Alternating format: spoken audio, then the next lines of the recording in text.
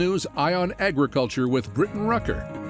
With weeks until wheat harvest, crops in Kansas are battling the worst viral outbreak in a decade. Hear from one ag expert who explains what it means for harvest in Kansas. Plus, a farm family facing prison over a land dispute with the federal government, how a little-known law could protect you. And lawmakers are still at work trying to pass their first new farm bill in years. Hear what one Kansas congresswoman says she hopes to see in the bill during her recent stop in Wichita. All right, good evening and welcome into Eye on Agriculture. I'm Keith Grant. Britton Rucker has the day off. The ongoing drought has your members in Congress concerned about the spring planting season. Representative Tracy Mann addressed the issue Thursday in D.C. He says planters in southwest Kansas are planting corn and soybeans right now, with milo on the way. And as we know, areas out there are still dealing with some serious drought. It's something Representative Mann calls concerning.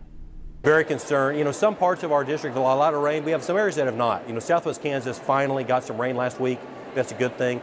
There's some severe drought in Reno County right now I'm really concerned about, but that's why we have to have crop insurance. We have to have these programs in place. We got to strengthen crop insurance so that farmers can weather these times. And certainly times are tough in agriculture right now, specifically for our farmers.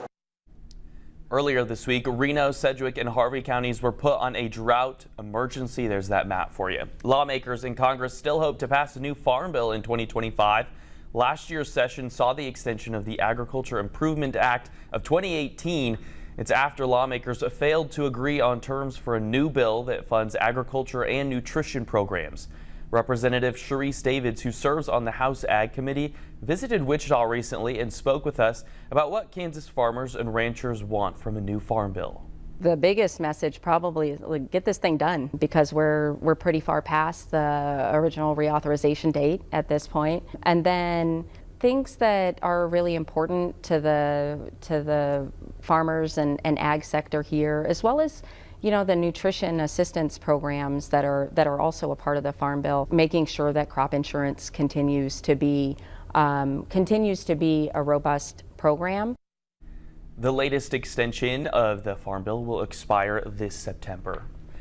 Senator Roger Marshall reintroduces a bill aimed at strengthening crop insurance and making it more affordable. He says the Farmer Act would increase premium support for higher levels of insurance while offering more flexibility. The bill is supported by the American Farm Bureau and the American Soybean Association.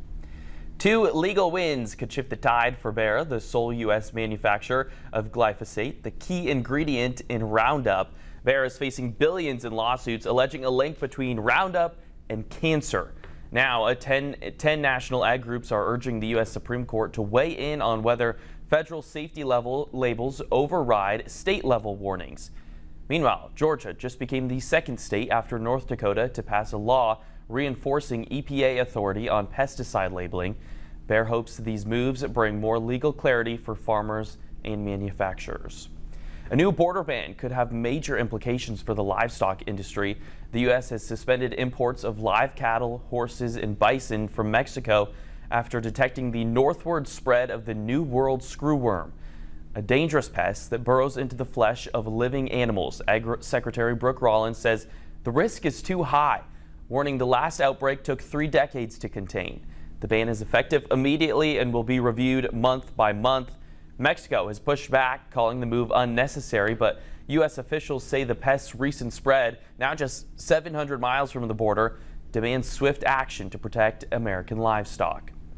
Kansas corn growers are getting new support in the fight against corn leafhoppers and corn stunt disease. K-State is leading a statewide effort to track and manage these pests that causes corn stunt. K-State is also offering free testing of corn tissue and insects this season. If you would like to send in your samples, visit the Eye on Agriculture section on our 12 News app and website. We're getting a first-hand look at how wheat fields are doing in the state this year. We'll show you what farmers are seeing.